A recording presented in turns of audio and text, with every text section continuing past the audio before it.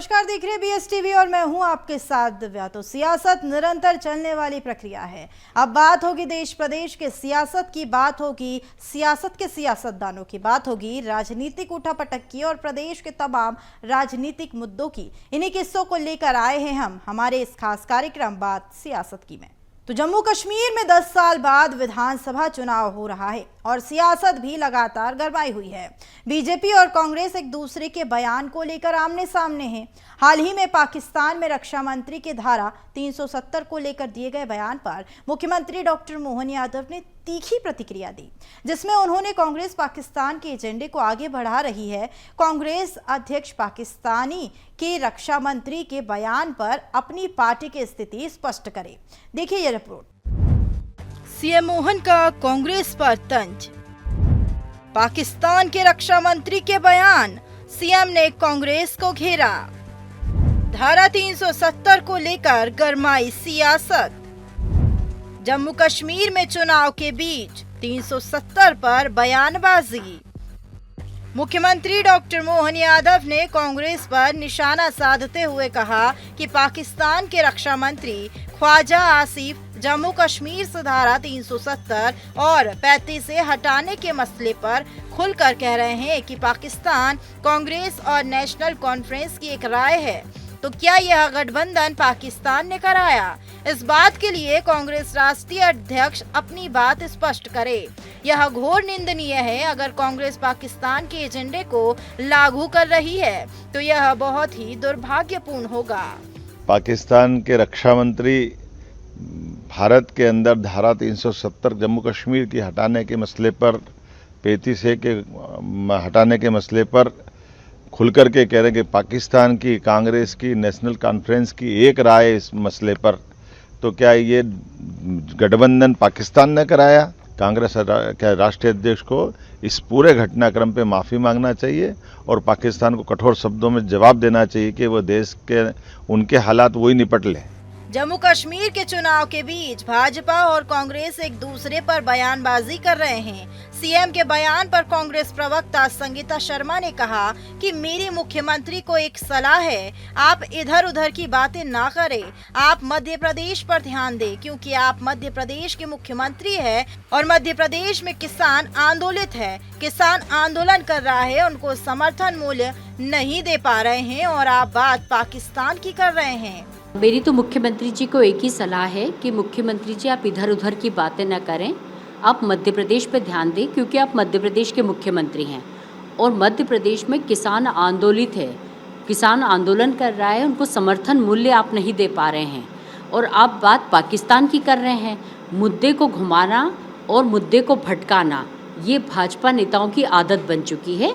मध्य प्रदेश में ना बेटियाँ सुरक्षित है, किसान परेशान हैं, युवाओं को रोजगार नहीं मिल रहे हैं, तो कम से कम आप थोड़ा समय मध्य प्रदेश को जरूर दें।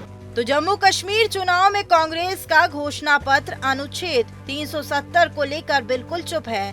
कांग्रेस घोषणा पत्र में अनुच्छेद 370 का कोई जिक्र नहीं है, लेकिन जम्मू कश्मीर को पूर्ण राज्य का दर्जा देने की मांग इसमें की गई। हालांकि कांग्रेस के साथ गठबंधन के साथी फारूक अब्दुल्ला की नेशनल कॉन्फ्रेंस अनुच्छेद 370 की बहाली और जम्मू कश्मीर को पूर्ण राज्य का दर्जा देने का जोर शोर से वादा कर रही है। इसे लेकर बीजेपी की ओर से लगातार कांग्रेस गठबंधन पर निशाना साधा जा रहा है। बीजेपी पूरे चुनाव में धारा 370 को समाप्त करने पर केंद्र सरकार के फैसले को लेकर जनता के बीच पहुंच रही है। भोपाल से रंजन भगत की रिपोर्ट। तो मध्य प्रदेश कांग्रेस द्वारा प्रदेश भर में किसान न्याय यात्रा निकाली गई है। प्रदेश में सोयाबीन के भाव को लेकर कांग्रेस लगातार भारतीय जनता पार्टी सरकार को घेरने का प्रयास कर रही है। सोयाबीन के दाम बढ़ाने को लेकर भोपाल, इंदौर, छिंदवाड़ा समेत प्रदेश के अलग अलग जिलों में कांग्रेस ने किसान न्याय यात्रा निकाली है। इंदौर में पीसीसी चीफ जीतू पटवारी, पूर्व सीएम दिग्विजय सिंह, तो वहीं राजधानी भोपाल में पूर्व नेता प्रतिपक्ष अजय सिंह राहुल के नेतृत्व में न्याय यात्रा निकाली गई। सुरक्षा के मद्देनजर पुलिस की तरफ से जगह जगह पर बैरिकेडिंग भी की गई है। देखिए हमारी खास रिपोर्ट। कांग्रेस ने निकाली किसान न्याय यात्रा। सोयाबीन के दाम बढ़ाने को लेकर कांग्रेस कर रही आंदोलन। प्रदेश भर में निकाली गई किसान न्याय यात्रा। किसान न्याय यात्रा में कांग्रेस के दिग्गज नेता हुए शामिल। सुरक्षा की दृष्टि से जगह जगह पर की गई पुलिस की तैनाती। भोपाल के सूरज तिराहे में किसानों को रोकने के लिए 4 लेयर की बैरिकेडिंग और 6 लेयर में पुलिस बल के जवानों को तैनात किया गया था। भोपाल के सूरज नगर तिराहे पर प्रदर्शनकारियों ने एसडीएम को एसएसपी बढ़ाने के लिए ज्ञापन सौंपा था। इसके साथ ही सोयाबीन के पौधे भी दिए। कांग्रेस के न्याय यात्रा को लेकर कांग्रेस प्रवक्ता संगीता शर्मा ने कहा कि किसानों को मध्य प्रदेश की सरकार समर्थन मूल्य नहीं दे रही है। सोयाबीन पर 6,000 रुपए देने का वादा किया गया था, वह वादा पूरा नहीं किया। कि किसानों को मध्य प्रदेश की सरकार जो है वो समर्थन मूल्य नहीं दे रही है। आप देखिए, सोयाबीन 6,000 रुपये देने का इन्होंने वादा किया था, वो वादा पूरा नहीं किया। 2700 रुपये इन्होंने धान के लिए कहा था, वो वादा पूरा नहीं किया। तो इस तरीके से जो किसानों की मांगे थी, जो उनका कहना था कि हमें समर्थन मूल्य बढ़ा कर दीजिए, सरकार उसे बढ़ा नहीं रही है। और अगर बढ़ाया भी तो थोड़ा बहुत बढ़ा दिया, वो भी केंद्र की तरफ से। तो मुझे लगता है कि मध्य प्रदेश के भाजपा नेता किसानों को केवल वोट बैंक समझ के रखा है। चुनाव के समय में किसान याद आ जाते हैं, और आज जब किसान आंदोलित हैं, सरकार से मांग कर रहे हैं, तो उनके ट्रैक्टरों को रोका जा रहा है। तो मैं मुख्यमंत्री जी से यही कहना चाहती हूँ कि ट्रैक्टरों को रोकने से कोई फ़ायदा नहीं है। किसान भाई आंदोलन करेंगे और आपको समर्थन मूल्य देने पर मजबूर करेंगे। किसान न्याय यात्रा पर पलटवार करते हुए बीजेपी प्रदेश अध्यक्ष वीडी शर्मा ने कहा कि कांग्रेस और उसके प्रदेश अध्यक्ष जीतू पटवारी 24 घंटे झूठ बोलते हैं। ये तो वे लोग हैं जिन्होंने किसानों के साथ वादा खिलाफी की। कर्जा माफी का वादा कर बनी कमलनाथ की 15 महीने की सरकार ने किसान का कर्जा माफ नहीं किया। ये तो वो कांग्रेस है जिसने दिग्विजय सिंह के नेतृत्व की सरकार ने किसानों पर गोली चलवाई थी। जो 24 घंटे झूठ बोलते हैं, जिन्होंने किसानों के साथ वादा खिलाफी की, कांग्रेस के नेतृत्व से पूछना चाहता हूं, कमलनाथ के नेतृत्व में बनी हुई सरकार झूठ बोल करके बनी थी। किसान कर्जा माफी, वादा खिलाफी किसने की? 1.5 साल तक आपकी सरकार रही, एक किसान का कर्जा माफ नहीं किया। और दिग्विजय सिंह के नेतृत्व में आपने किसानों पर गोलियां चलाने का काम किया था। और आप 24 घंटे झूठ बोलते हैं, तो ऐसे लोग जो किसानों से वादा खिलाफी कर रहे हैं, उन पर आक्रमण कर रहे हैं, और वो आज अब न्याय यात्रा की बात कर रहे हैं। इसलिए झूठ छल कपट की राजनीति है, जो मध्य प्रदेश की जनता, मध्य प्रदेश का किसान इन्हें बेहतर तरीके जानता है। और ये तो झूठ बोलने में आकंठ डूबे हुए हैं, रिकॉर्ड बना रहे हैं झूठ बोलने का। तो कांग्रेस ने मध्य प्रदेश के सभी जिलों में किसान न्याय यात्रा निकाली। इस यात्रा के जरिए कांग्रेस किसानों को सोयाबीन का समर्थन मूल्य 6,000 रुपए, धान और गेहूं के 3100 रुपए और 2700 रुपए दिए जाने की सरकार की घोषणा को पूरा किए जाने की मांग की है। किसान न्याय यात्रा में प्रदेश कांग्रेस अध्यक्ष जीतू पटवारी, पूर्व सीएम कमलनाथ, दिग्विजय सिंह सहित तमाम दिग्गज नेता शामिल हुए। आंदोलन के माध्यम से कांग्रेस लगातार भाजपा सरकार को घेरने का प्रयास कर रही है। अब देखने वाली बात होगी इस आंदोलन से सरकार पर कितना असर होगा। भोपाल से रंजन भगत की रिपोर्ट। वक्ता चला एक छोटे से ब्रेक का। ब्रेक के बाद जल्द होंगे हाजिर।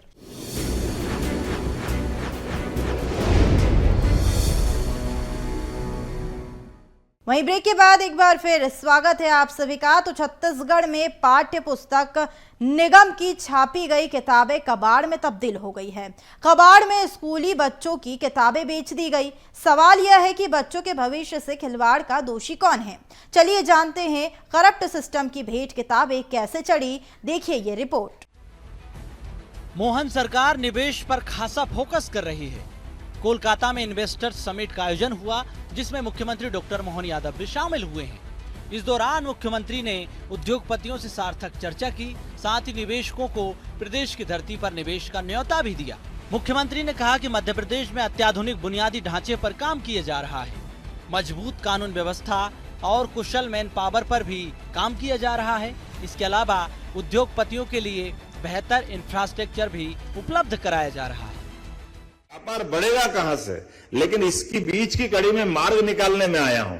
मैं कह रहा हूं कि कोयम्बटूर में जरूर इंडस्ट्री लगाइए, कोई मना नहीं है, लेकिन मध्य प्रदेश भी पलक पावड़ बिछा के आपका स्वागत करना चाहता है, आपको आमंत्रण देना चाहता है।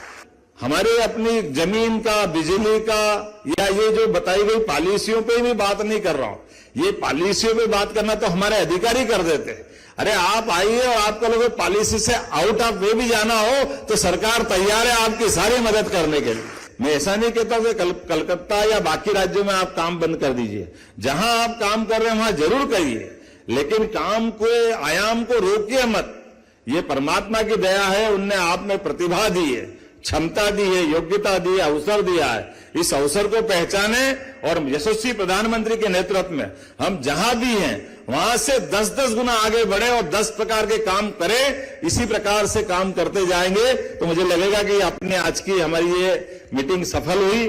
हमारे इस देश के अंदर यशस्वी प्रधानमंत्री का मैं अभिनंदन करता हूं, यशस्वी प्रधानमंत्री श्रीमान नरेंद्र मोदी जी का, जिनके कारण से पूरा देश केवल 10 साल के छोटे से समय में कहां 11वें नंबर पे थे, कहां 5वें नंबर पे आ गए दुनिया के अंदर अर्थव्यवस्था में। एक बार अभिनंदन करें माननीय नरेंद्र मोदी जी का।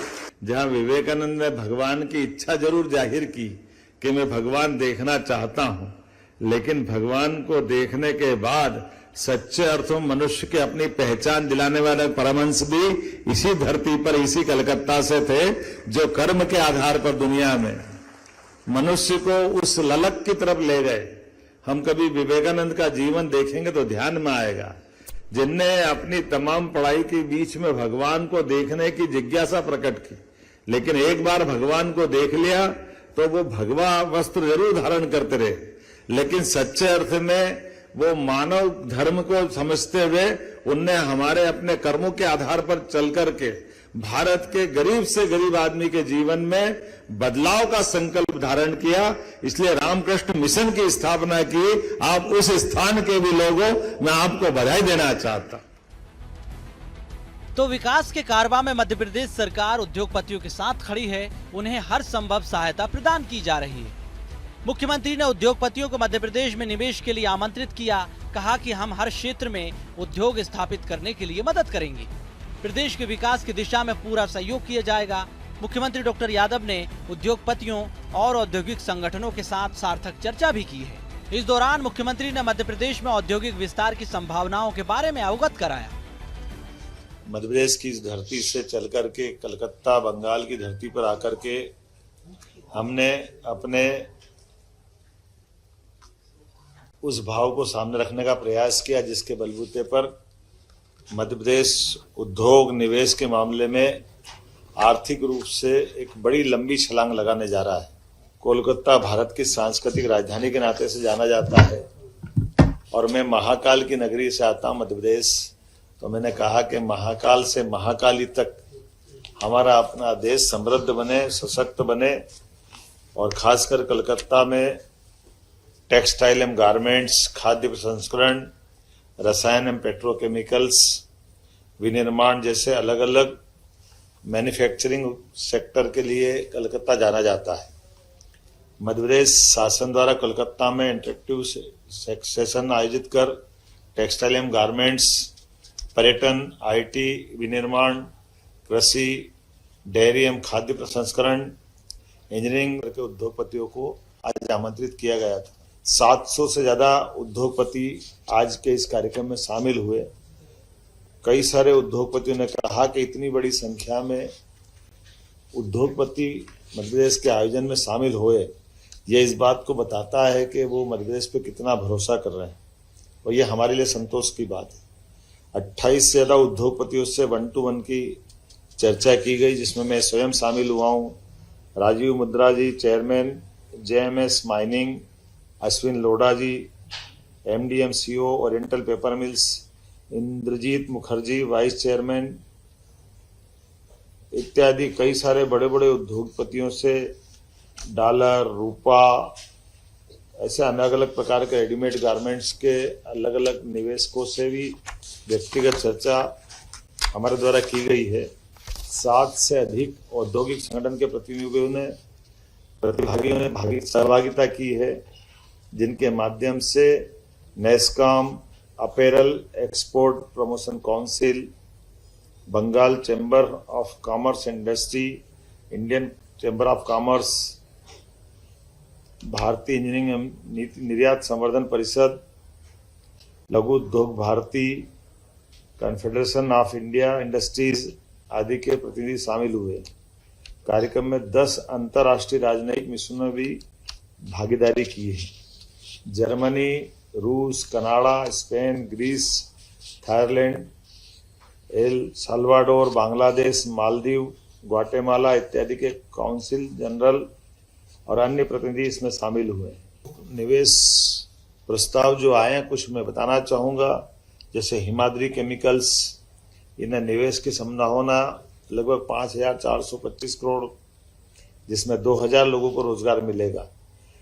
श्याम मेटलिक्स एंड एनर्जी, ये 5,040 करोड़ के निवेश की संभावनाओं पे इन्हें प्रस्ताव दिया, जिसमें 2,000 लोगों को रोजगार प्राप्त होगा। बिरला कॉरपोरेशन के द्वारा सीमेंट के क्षेत्र में काम करने का आश्वासन दिया है, जिसमें लगभग 3,000 करोड़ का निवेश और 1,000 से ज़्यादा लोगों को रोजगार दिया जाएगा। जुपिटर सोलर, श्री आकाश गरोड़िया जी द्वारा सौर विनिर्माण में 2,500 करोड़ के निवेश का प्रस्ताव हमको मिला है, जिसमें 1,000 से ज़्यादा लोगों को रोजगार मिलेगा।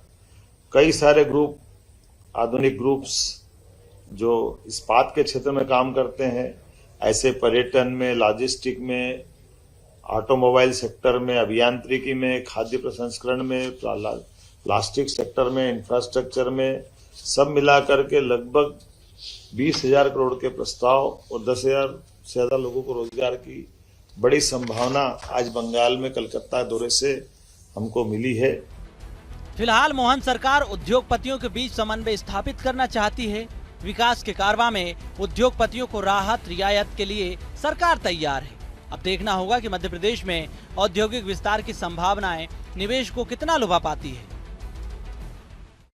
मुख्यमंत्री डॉक्टर मोहन यादव ने कोलकाता में निवेश को लेकर उद्योगपतियों से चर्चा की। सीएम ने देश विदेश से आने वाले उद्योगपतियों, औद्योगिक संगठनों से निवेश पर बातचीत की है। इस दौरान प्रदेश में निवेश नीति और अवसरों के बारे में भी बताया है। देखिए हमारी खास रिपोर्ट। कबाड़ में बेची पाठ्य पुस्तक निगम की छापी गई किताबें। बच्चों के भविष्य से खिलवाड़ का दोषी कौन? किताबें कबाड़ में तब्दील। करप्ट सिस्टम की भेंट चढ़ी किताबें। कौड़ियों के भाव कबाड़ में बेची गई किताबें। सीएम साय ने जांच के दिए निर्देश।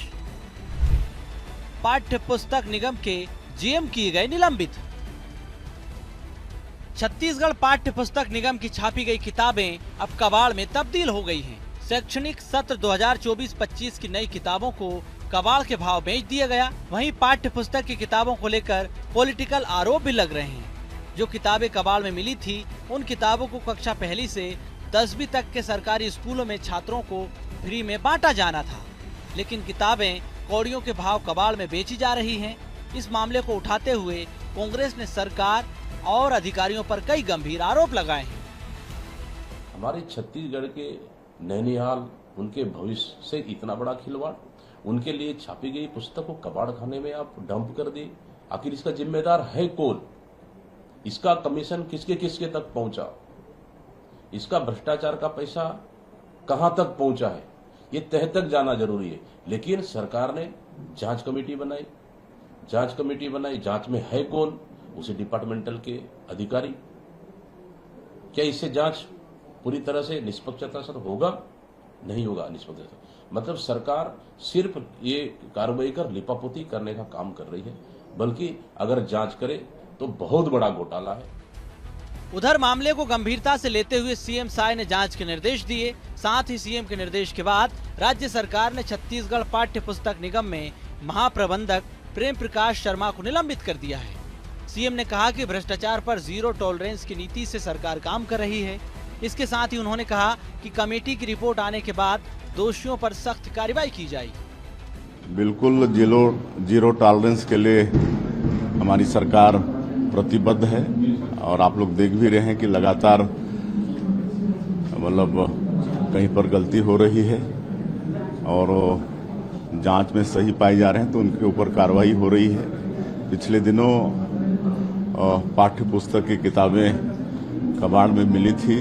हमारे संज्ञान में आने पर उसमें जो जिम्मेदार लोग थे 2 अधिकारी को सस्पेंड किए हैं और उसमें जांच बैठाए हैं। जांच की रिपोर्ट आएगी तो आगे फिर पूरी बात सामने आएगी और सरकार लगातार जीरो टॉलरेंस में कायम रहेगी।